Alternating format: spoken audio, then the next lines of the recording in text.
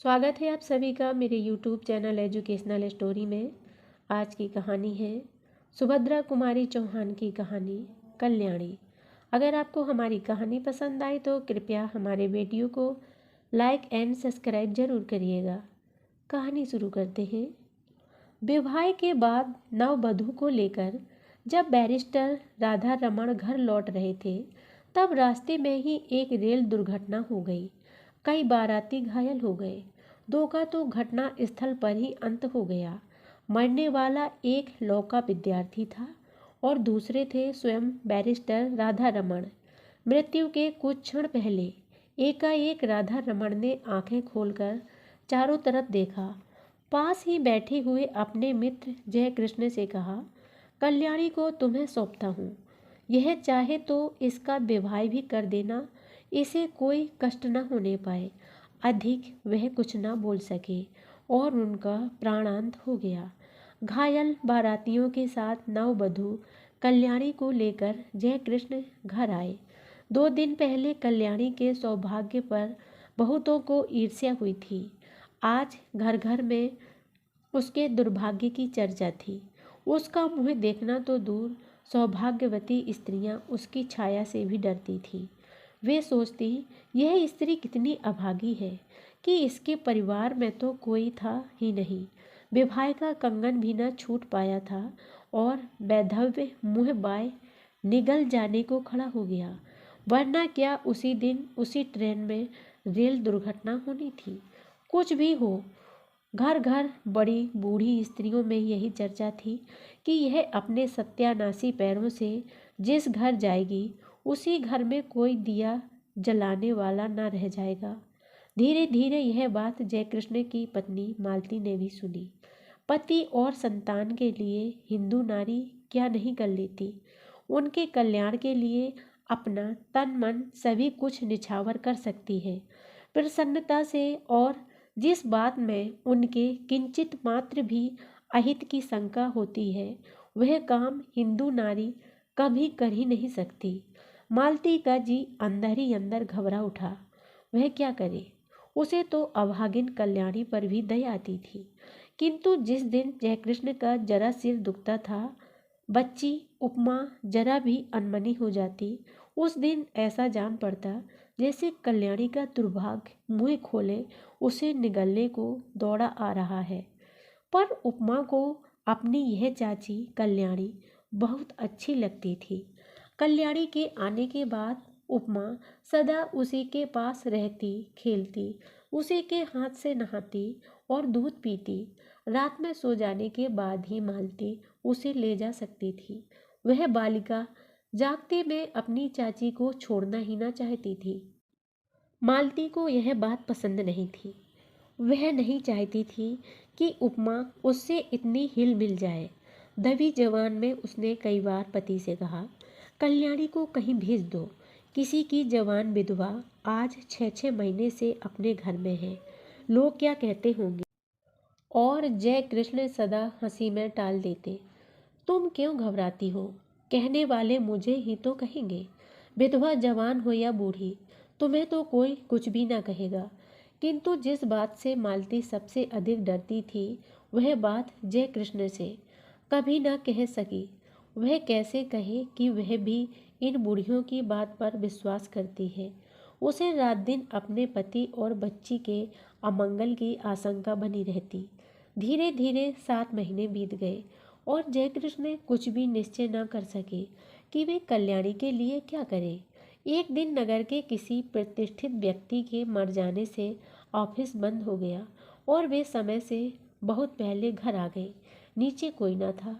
ऊपर उपमा की आवाज़ आ रही थी। सोचा वे लोग ऊपर होंगे। ऊपर गए। सीढ़ियों पर चढ़ते ही देखा कल्याणी नहाकर बाल सुखा रही थी। खूब लंबे घने काले केसों के बीच गोरा गोरा मुँह बिल्कुल चांद सा लग रहा था। बड़ी बड़ी आंखों में एक विशेष प्रकार का आकर्षण था। ऐसा सौंदर्य तो जयकृष्ण ने कभी देखा ही न था। अंग प्रत्यंग से यौवन जैसे फूटा सा पड़ता था। क्षण भर निहारने का लोभ जयकृष्ण संवरण न कर सके और तभी कल्याणी की नज़र जयकृष्ण पर पड़ी। उसने सिर ढक लिया। लज्जा की लाली उसके चेहरे पर दौड़ गई। उसका हृदय दूना हो गया। इधर जयकृष्ण का अधीर मन बेकाबू हो चला। वे अब सीढ़ियों से ऊपर जाकर कुर्सी पर बैठ गए। कल्याणी से बोले, मुझे तुमसे कुछ बात करनी है कल्याणी। कल्याणी मरी जा रही थी। वह नहीं चाहती थी कि जयकृष्ण उससे ऐसे समय में कोई भी बात करे जब मालती घर में नहीं है। बात चाहे कुछ भी ना हो, पर मालती को संदेह जरूर होगा, यह कल्याणी जानती थी। वह इसलिए चुप थी, पर जयकृष्ण फिर बोले। उनकी आवाज़ भारी और स्वर कांप रहा था।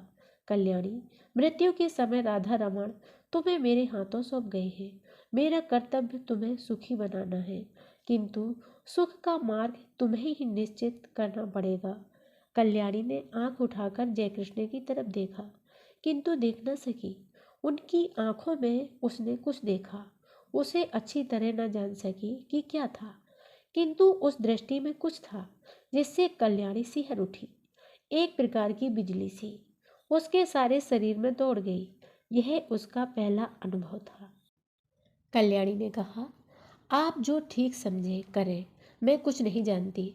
अच्छा होता कि आप बहन जी के आने पर मुझसे बातें करते। वे सुशीला बहन जी के घर गई है। अच्छा, उनके आने पर ही मैं बात करूँगा कल्याणी, कहते हुए जयकृष्ण बाहर चले गए। मालती को यह बात मालूम होगी या स्वयं कल्याणी कह देगी, किंतु अगर आते ही उपमा ने कह दिया कि बाबू चाची के पास ऊपर बैठे थे तो तुरंत तूफान खड़ा हो जाएगा। इसलिए कल्याणी उसे कहानी कहकर बहलाने लगी। कल्याणी को लेकर कभी घर में तूफान खड़ा हो जाता, तब उसका जी चाहता था कि धरती फटे और वह समा जाए। वह नहीं चाहती थी कि वह उनके सुखमय जीवन में विषाद का कारण बने, इसलिए सबसे छिपी छिपी रहती थी। वह यही चाहती थी कि किसी को उसके अस्तित्व का पता न लगे। अभागिन नारी, जिसे परमात्मा ने सौंदर्य देते समय इतनी उदारता दिखलाई थी, उसके भाग्य में सुख का एक क्षण भी न लिखा था। सुशीला के यहाँ मालती को बहुत सी बातें सुनने को मिली। सुशीला की सास ने यहाँ तक कहा, दुल्हन, तुम्हें तो अभी अच्छा लगता होगा, सहेली मिल गई है, पर वह कुलच्छनी है, तुम्हारा घर भी चौपट कर देगी।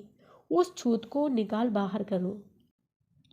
मालती निश्चय करके लौटी थी कि आज वह जयकृष्ण से जरूर कहेगी कि अब वह कल्याणी को अपने घर में न रख सकेगी।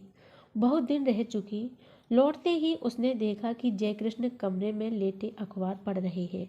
उसने अंदर आकर घंटी की बटन दबा दी। उपमा सो गई थी। कल्याणी नीचे आई। मालती ने उसे चाय तैयार करने को कहा। सोचा चाय पीने के बाद कहूँगी, किंतु रहा न गया। दफ्तर पहुंची। जयकृष्ण ने अखबार रख दिया। पत्नी का वे बहुत आदर करते थे। मालती पास जाकर बैठ गई। बोली, मैं अभी सुशीला के घर गई थी। सब लोग इस बात से बहुत असंतुष्ट हैं कि हम लोग कल्याणी को अपने घर में रखे हुए हैं।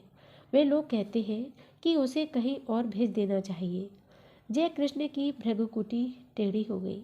उन्होंने कहा, तो जाकर उसे हाथ पकड़कर निकाल दो।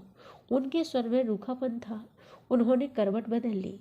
मालती चुपचाप चली गई। उसने सोचा, जान पड़ता है कि यह जीवन भर के लिए यहाँ आई है।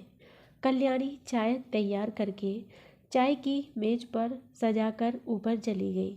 चाय पीते पीते जयकृष्ण ने पत्नी से कहा, जैसे ईश्वर ने ही कष्ट देने में कोई कसर नहीं की, उसे हम और क्या कष्ट दें। मरते समय राधा रमण उसे मेरे हाथों सौंप गए हैं। कुछ दिन और बीत जाने दो। 1 साल के बाद वह जो चाहेगी वही कर देंगे। पढ़ना चाहती है तो वहाँ भेज दूंगा, चाहेगी तो उसका पुनर्विवाह भी कर सकते हैं, पर वह मुझे या तुम्हारी बच्ची को खा नहीं सकती। बेफिक्र रहो। लोग कहते हैं बकने दो। दुनिया में हर किसी को प्रसन्न रखने की कोशिश करने वाला किसी को भी प्रसन्न नहीं रख सकता। मालती बोली, मैं यह नहीं कहती कि उसे आज ही कहीं भेज दो, पर 15 दिन बाद मुझे माँ के घर जाना पड़ेगा। मेरी भतीजी का ब्याह है। कल्याणी यहाँ अकेली रहेगी। जयकृष्ण बोले, अकेली क्यों रहेगी, उसे भी साथ ले जाना। मालती ने उत्तर दिया। साथ कैसे ले जाऊंगी? सगुन साइत के दिन लड़की पर इसकी छाया पड़ी तो लोग तो बड़ी बूढ़ी विधवा की छाया से भी हल्दी चढ़ी लड़की को बचाते हैं। फिर जान न पहचान ऐसी स्त्री को जबरदस्ती उनका मेहमान क्यों बनाऊं? उन्हें अच्छा न लगे तो? जय कृष्ण खींचकर बोले। तो फिर कल्याणी यही रहेगी। बुधिया की माँ को दिन भर रहने को कह देना, उसे कुछ और पैसे दे दिए जाएंगे। न चाहते हुए भी आखिर एक दिन कल्याणी को घर में अकेली छोड़कर मालती को जाना पड़ा। जाते समय बुधिया की माँ को उसने अच्छी तरह समझा दिया कि बाबूजी को खाना वही परोसेगी। कल्याणी से भी कह दिया था वह बाबूजी से जैसा पर्दा करती है वैसे ही करती रहे और बुधिया की माँ रात दिन यही रहे। मालती चली गई। अब जयकृष्ण प्रायः देर से जाते और जल्दी लौट आते। कभी कभी वे दफ्तर जाते ही नहीं। यह बात ध्यान देकर कल्याणी ने देखी।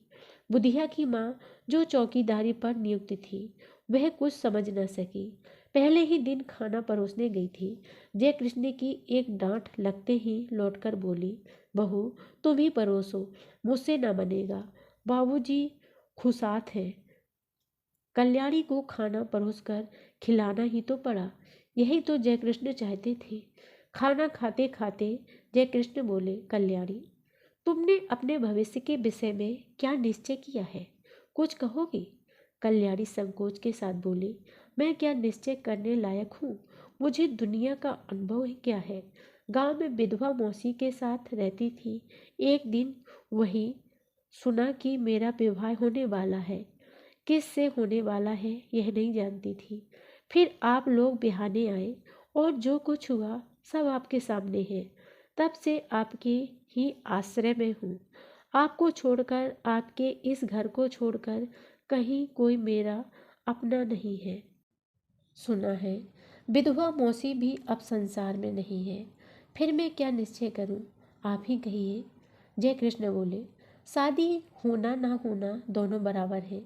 पति की तुमने अच्छी तरह शायद शक्ल भी ना देखी होगी। पुनर्विवाह करना चाहोगी? कल्याणी बोली, पुनर्विवाह? विवाह से सुख मिलने वाला होता तो मेरे पति उसी दिन रेल से कटकर न मर जाते। कहकर ठंडी सांस ली। जय कृष्ण ने कहा, तुम्हारा यह ख्याल गलत है कल्याणी। जो कुछ होना होता है होकर ही रहता है। इसमें न तुम्हारा दोष है न तुम्हारे भाग्य का। मेरा तो विश्वास है कि जिस ईश्वर ने तुम्हें इतना रूप दिया है वह सुख भी देगा। हाँ, मार्ग तुम्हें स्वयं निश्चित करना है। तुम चाहो तो मैं तुम्हें पढ़ने के लिए किसी पाठशाला भेज दूं। कल्याणी को हंसी आ गई। बोली, अब मैं बूढ़ी होने जा रही हूँ। छोटी छोटी लड़कियों के साथ बैठकर कैसे पढ़ूंगी? और पढ़ना आएगा भी मुझे? मैं तो निरी मूर्ख हूँ। यह हंसी न थी, बिजली कौंध गई थी। जय कृष्ण ने कल्याणी को आज तक कभी हंसते न देखा था। वे सिर से पैर तक सिहर उठे। बहुत संभल कर बोले, कोशिश करने से सब कुछ आता है कल्याणी। फिर भी तुम खूब सोच विचार कर मुझसे शाम को अपना निश्चय कहना। शाम को भोजन के बाद रात को बहुत देर तक कल्याणी और जयकृष्ण बातें करते रहे।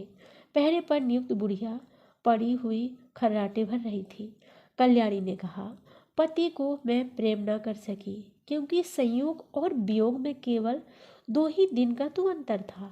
हाँ, दया भाव से ही प्रेरित होकर उन्होंने मेरा पानी ग्रहण किया था। इसलिए उन पर मेरी अपार श्रद्धा पहले से ही थी। वह अब भी है, किंतु प्रेम से तो मेरा प्रथम परिचय उसी दिन हुआ जिस दिन आप सीढ़ियों पर चुपचाप खड़े थे। आप विश्वास मानिए कि आपको मैं जितने श्रद्धा भाव से देखती हूँ उतना ही आपसे प्रेम भी करने लगी हूँ। फिर भी आपके साथ मेरा पुनर्विवाह असंभव है। क्यों कल्याणी, तुम्हें आपत्ति क्या है?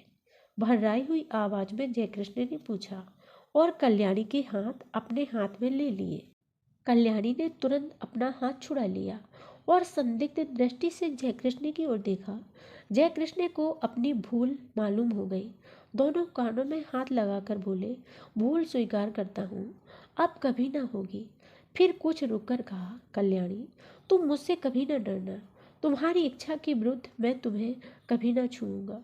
पर यह बताओ कि जब पुनर्विवाह करने में तुम्हें कोई आपत्ति नहीं है और तुम मुझे प्रेम भी करती हो, तब तुम्हारा पुनर्विवाह मेरे साथ क्यों असंभव है? असंभव इसलिए है कि आप विवाहित हैं, कल्याणी ने निश्चय के स्वर में कहा। जय कृष्ण ने कहा, पर हिंदू शास्त्र के अनुसार एक पुरुष कई विवाह कर सकता है। फिर तुम वह सौभाग्य मुझे ही क्यों नहीं दान करती जो किसी दूसरे को मिलने वाला है? छी छी, कल्याणी बोली, आप क्या समझते हैं कि मैं किसी और से विवाह करूंगी? यह कभी ना होगा। मैंने एक बार जिससे प्रेम किया उसी से प्रेम करती हुई मिट जाऊंगी। हिंदू नारी प्रेम करना जानती है, पर प्रेम का प्रतिदान नहीं चाहती। मैंने प्रेम किया, करती रहूंगी। यह बात दूसरी है कि प्रेम की प्रतिमा तक मेरी पहुंच न हो सकेगी, और यह तो अपना अपना भाग्य है। कहती हुई एक दीर्घ निश्वास के साथ कल्याणी ने जय कृष्ण की ओर देखा। जय कृष्ण ने कहा, कल्याणी, तुम अपना ही अपना देखोगी या मेरा भी कुछ ख्याल करोगी? मैं पागल हो जाऊंगा। तुम्हारे बिना अब तो मुझसे एक पल भी नहीं काटा जाता, किंतु फिर भी तुम निश्चिंत रहना, मैं तुम्हें कभी हाथ ना लगाऊंगा जब तक तुम्हारी आज्ञा न होगी।